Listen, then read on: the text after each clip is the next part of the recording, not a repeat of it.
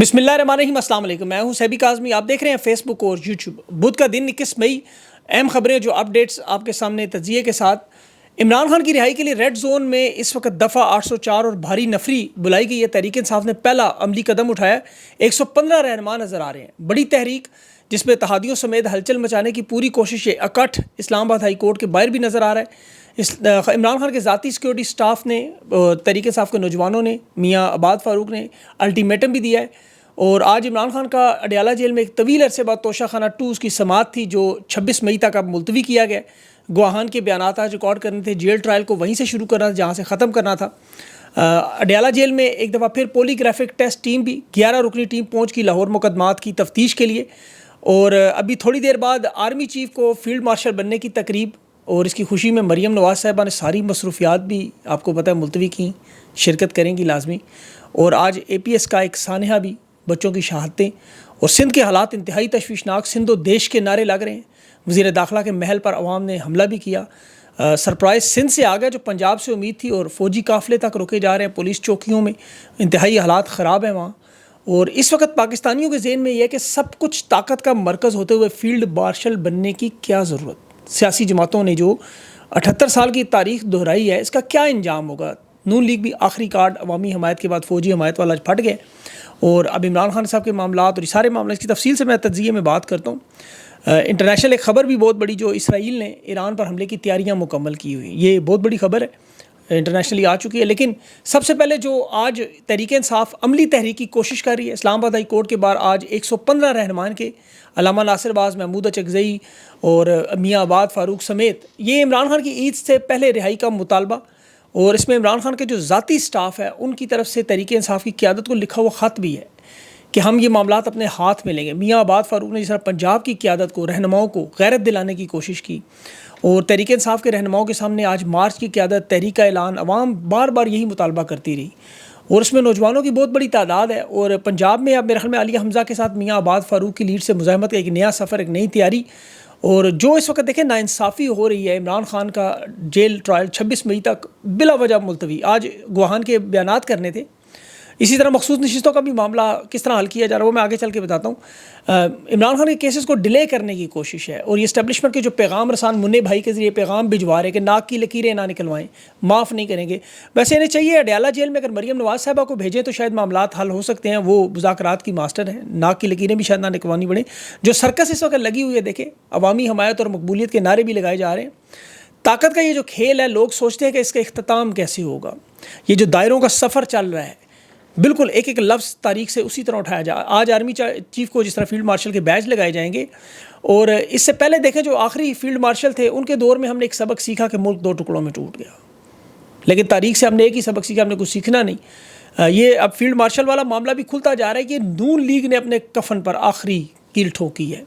मैं दलाइल और सबूत से आपको बताता हूँ, क्योंकि अवामी ताकत तो ये जमातें खो चुकी थी, इनके पास ये आखिरी कार्ड्स मौजूद थे, ये इनके हाथ से निकल चुके हैं। पीपल्स पार्टी का भी यही हाल, इन्होंने हकीकत में अपने हाथ पाँव काट के तेल लगा के मतलब सर पे वो सामने रख दिया है।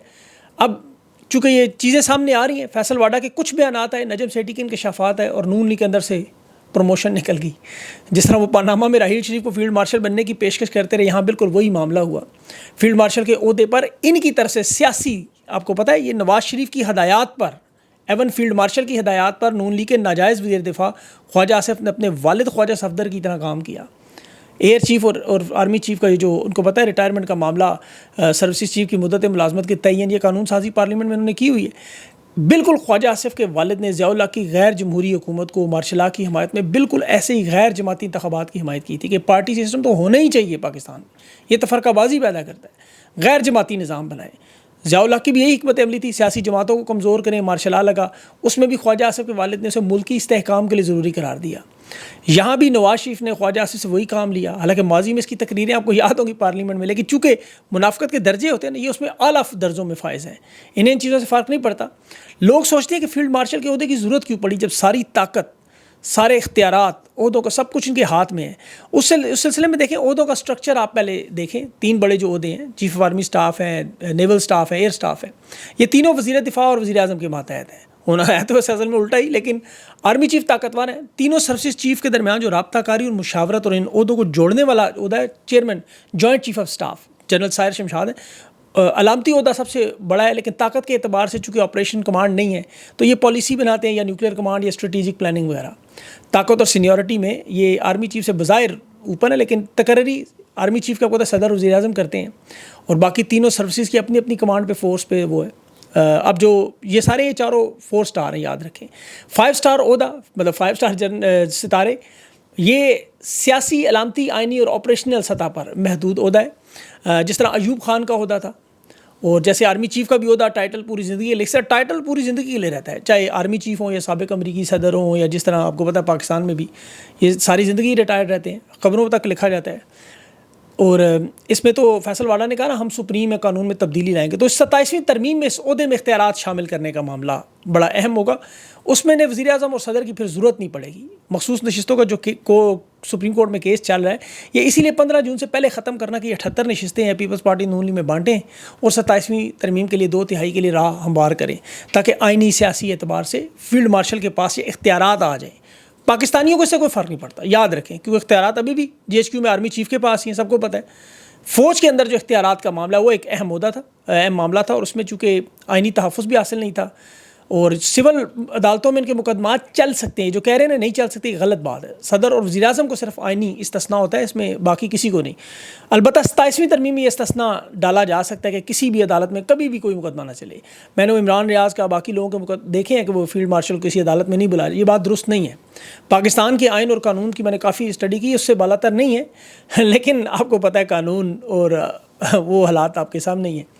اب چونکہ فیلڈ مارشل کے عہدے پر آ چکے ہیں، اس لیے پاکستان میں ایوب خان ہی ایک فیلڈ مارشل گزرا ہے، اس لیے موازنہ اسی دور سے کیا جائے گا. ایوب خان کے دور میں آپ کو پتہ ہے جو فیلڈ مارشل بننے کے بعد وہ سلسلہ چلا، جنرل جیہا تک آیا اور آدھا ملک ٹوٹ گیا. اس میں جو انٹرسٹنگ چیز جو آپ کو پتہ ہے طاقت کے اس کھیل میں انہیں لانے والے ان کے ساتھ کیا کیا ہوا وہ ذرا غور کریں. 1965 کی جب جنگ میں فیلڈ مارشل کو عہدہ ایوب خان نے سنبھالا، پھر صدر پاکستان بنا، مارشل آرٹ ایڈمنسٹریٹر بنا، 11 سال ملک پہ قبضہ کیا. تاریخ تو وہی دہرائی جا رہی ہے. اب دیکھیں کہ اس دوران مارشل آرٹ قبضوں میں جو حکمرانی کی بنیاد رکھی، یہ اسکندر مرزا جو پہلا آئینی صدر تھا 1956 میں جس نے آئین نافذ کیا، اور جسے ایوب خان نے 1958 میں آئین اس سے منسوخ کروایا، اسمبلیاں توڑوائیں، اور ایوب خان کے کہنے پر اسکندر مرزا نے ایوب خان کو چیف مارشل آرٹ ایڈمنسٹریٹر بھی بنایا. صرف 20 دن گزرے، 20 دن، اور ایوب خان نے اسکندر مرزا کو جبری رخصت پر اقتدار بھی چھینا، خود صدر بھی بنا، اسے ملک بدر کیا، برطانیہ بھیجا، اور ساری زندگی جلا وطنی میں گزری، اور حکومت پاکستان نے اسے واپس دفنانے تک کی اجازت نہیں دی. وہ ایران میں دفن ہوا. اب یہی کام ذوالفقار علی بھٹو کے ساتھ ہوا. ایوب خان کے ساتھ وہ 8 سال وزیر رہا. پھر ایوب خان کے خلاف بغاوت بھی ہوئی، پیپلز پارٹی کی بنیاد بھی رکھی. ایوب خان پر جو عوامی احتجاج، ریلیاں، اور وہ جو لوگ کتا کتا تک کہتے رہے اس کو، وہ جو دباؤ بڑھا وہ ذوالفقار علی بھٹو کا تھا. ایوب خان کو استعفیٰ دے کے جنرل یحییٰ کو حکومت دینی پڑی، جو بلا شرکت صدر بنا، اور پھر ملک 2 ٹکڑوں میں ہوا. 77 میں ذوالفقار علی بھٹو اور ضیاء الحق کی باری آئی تو بھٹو نے ضیاء الحق کو تمام سینئرز کو نظر انداز کر کے جنرل علی قلی خان کو نظر انداز کیا، اسے کیونکہ وفادار ہے، غیر سیاسی ہے. ذوالفقار علی جبکہ ضیاء الحق نے 1977 کے انتخابات کا الزام لگا کے تحریک چلا کے مارشل لا لگا کے گرفتار کیا، بھٹو کو پھانسی دے دی اور 11 سال حکومت کی. پھر ضیاء الحق نے بھی مزے کی بات ہے اگلے 11 سال کا منصوبہ بنایا ہوا تھا کہ آموں کی پیٹی نکل آئی. اب جب نواز شریف آیا تو اس نے کوئی سبق نہیں سیکھا. معذرت کے ساتھ جنرل علی قلی خان مشرف کے دور میں آیا تھا. مشرف کے دور میں جنرل علی قلی خان کو اس نے نواز شریف نے سپر سیڈ کر کے مشرف کو لگایا آرمی چیف، اور اس نے کیا کیا، اقتدار ختم کر دیا. مزے کی بات ہے کہ آخری دنوں میں آپ کو پتہ ہے چیف آف جوائنٹ سٹاف تک بنا دیا تھا. اپریل کے مہینے میں نواز شریف نے بنا دیا تھا جنرل مشرف کو چیف جوائنٹ سٹاف، لیکن اس نے 6 مہینے کا مارشل لا لگا کے فارغ کر دیا. پھر یہی معاملہ آپ کو پتہ ہے آگے یوسف رضا گیلانی زرداری اور اشفاق پرویز کیانی کا ہوا. پھر یہی معاملہ جنرل باجوہ اور نواز شریف کا ہوا. گارنٹیاں دی گئیں کہ کچھ بھی نہیں کہا جائے گا، لیکن دیکھ لیں ادارے میں دباؤ تھا اور نواز شریف کی حکومت پاناما میں ختم ہوئی، حالانکہ ڈان لیگ سے نکلوا دیا تھا. تو یہ اس کے بعد تحریک جنرل باجوہ نے عمران خان کی حکومت سے ووٹ بھی لے لیے، پیٹھ میں چھرا بھی گھونپا، عدم اعتماد بھی لایا، ملک کو تباہی و بربادی کی طرف پھینک دیا. یہ پھر فارم 47 کی حکومت بنائی گئی اور موجودہ آرمی چیف سامنے آئے، نئے تعلقات بنے. آصف زرداری کو ڈھونڈ ڈھانڈ کے لا کے صدر لگایا، شہباز شریف کو ناجائز وزیر اعظم لگایا، مریم نواز کو وزیر اعلیٰ. تو یہ سارا 2/3 اکثریت لا کے پہلے ان کی حکومت بنائی، پھر انہوں نے عہدوں کی ان کی توسیع کر دی. لیکن نون لیگ نے اپنے کفن میں کیل ٹھونک کے فیلڈ مارشل کا جو عہدہ مکمل کیا. اب اس ہائبرڈ نظام میں جس میں 75% آرمی چیف کے پاس اور 25% ان کے پاس تھا، اب نون لیگ نے وہ اپنے ہاتھوں سے تباہ برباد کر دی ہے. یہ جب کابینہ منظوری دے رہی تھی، آپ ان کے صرف چہرے دیکھیں، یہ خوفزدہ تھے کیونکہ جانتے ہیں تاریخ انہوں نے بھی پڑھی ہوئی. جس طرح آپ کو میں بتا رہا ہوں اب یہاں پر دیکھیں عمران خان کی رہائی لازمی ہونی ہے. ان پیک عدالتوں سے, اس پیک نظام سے کتنا عرصہ عمران خان کو جیل میں رکھ سکتے ہیں؟ بلا شبہ انہوں نے نظام تو سارا اپنی طرف سے پکا کر لیا کہ سارے راستے بند کر لیں, لیکن انہیں یہ پتہ ہے کہ عمران خان کی رہائی ہونا ہے انشاءاللہ, یہ لازمی ہے. اور رہائی ہونے کا مطلب نظام کا خاتمہ ہے. اب پاکستان میں دو لوگ طاقتور ہیں. ایک ہے عمران خان جو عوامی فیلڈ مارشل ہیں, ان کے پاس عوام کی طاقت ہے, اور اس لیول کی طاقت کو ایک لفظ منہ سے نکالیں وہ پورے پاکستان میں ہو جاتا ہے. جنگ کے دنوں میں ایک ٹویٹ عمران خان نے کی, تحریک انصاف کے لوگوں نے سب کچھ بھلا کے اپنی افواج پاکستان سے کھڑے ہو گئے. تو یہ عمران خان کا کمال ہے. اور دوسری طرف آرمی چیف کے پاس 7 لاکھ کی فوج ہے, دنیا جہان کے ہتھیار ہیں, ایٹم بم ہیں, بلا شرکت و اقتدار کے مالک ہیں. اب انہیں پتہ ہے عمران خان اگر جیل میں رہا تو ان کے اقتدار کو خطرہ کوئی نہیں, لیکن وہ یہ بھی جانتے ہیں کہ پاکستان کے حالات میں کچھ بھی کبھی بھی کیسے بھی ہو سکتا ہے. یہ میں نے آپ کو مشرف, ایوب خان, ضیاء الحق سب بتایا ہے. تو یہ ہوا ہے سب کچھ. البتہ جو 10 سال کا پلان بنا ہوا ہے طاقت میں رہنے کا, اقتدار میں رہنے کا, تو ان کے پاس تو دیکھیں راستے دو ہی پھر بنتے ہیں. چیف کا عہدہ چھوڑ کے یا تو مارشل آرٹ ایڈمنسٹریٹر بنیں گے, صدر بنیں گے مشرف کی طرح, لیکن اس میں اشفاق پرویز کیا نہیں آ جاتا ہے بیچ میں, وہ بھی ظاہر رسک نہیں لیا جا سکتا. اب عہدے میں رہتے ہوئے ساری طاقت اپنے ہاتھ میں رکھنا, یہ بات انہیں سمجھ آ چکی ہے, کیونکہ اس بات پہ تو سب متفق ہیں کہ عمران خان کسی صورت میں ماننے پر تیار نہیں. اب آرمی چیف کی طرف سے بھی درمیانی راستہ نکالنے کا کوئی امکان نہیں, یعنی دونوں کی کوئی گارنٹی دینے پر تیار نہیں. اور تحریک انصاف کے حالات آپ کے سامنے. اب اس دوران جو درمیانی راستہ بنا, جو لازمی بنتا ہے اور ہر جھگڑے کا بنتا ہے, یہ یاد رکھے جتنا مرضی بڑا جھگڑا ہو, روس یوکرین سے بڑا مسئلہ نہیں ہو سکتا, فلسطین اسرائیل سے بڑا مسئلہ نہیں ہو سکتا, افغانستان امریکہ 127 ممالک سے بڑا نہیں. تو یہ تو اندرونی معاملہ, حل تو نکلے گا. اب اس حل کے لیے جو کچھ بھی 3 سال ہوا اسے قانونی کور بھی دینا ہے. اور یہ دیکھیں ماضی کے جو بڑے بڑے ڈکٹیٹرز تھے ان کے پاس تو بڑے ایڈوانٹیج تھے, بڑی بڑی جنگیں تھیں, ڈالر آتے رہے, ضیاء الحق نے سوویت یونین سے مال بنایا, معیشت چلتی رہی, مشرف نے دہشت گردی سے مال بنایا, جنگ لڑی, وہاں ملک چلتا رہا, ایوب خان امریکہ سے ڈالر لیتا رہا. اب یہ کہ 2025 کے اس کھوکھلے نظام میں جہاں عوام بدحال ہے, سندھ کے حالات آپ دیکھیں ذرا, بلوچستان کے دیکھیں, بارڈر کے دیکھیں, APS کا سانحہ آج دیکھیں آپ, 64% نوجوان, سوشل میڈیا کا دور, لوگوں کا شعور ہے. تو زبردستی ڈنڈے کے سر پر آپ کو پتہ ہے ملک نہیں چل سکتے. اب جو مرضی کریں ملک آگے نہیں جا سکتا. اقتدار چل سکتا ہے, طاقت اور اقتدار, اس عہدے پر کوئی بڑا فرق پڑے نہ پڑے. لیکن دیکھیں یا تو فیلڈ مارشل بننے کے بعد امریکی سرمایہ کار جہاز بن کے ڈالروں کے لے آئیں, بکسے لے آئیں, کھول دیں. محمد بن سلمان 1,000 ارب جو ڈالر ٹرمپ کو دے رہے ہیں یہاں دے دیتا. قطر, کویت, عرب امارات تیل کی جو پائپ لائنیں وہ پاکستان میں ساری بچھا دیں.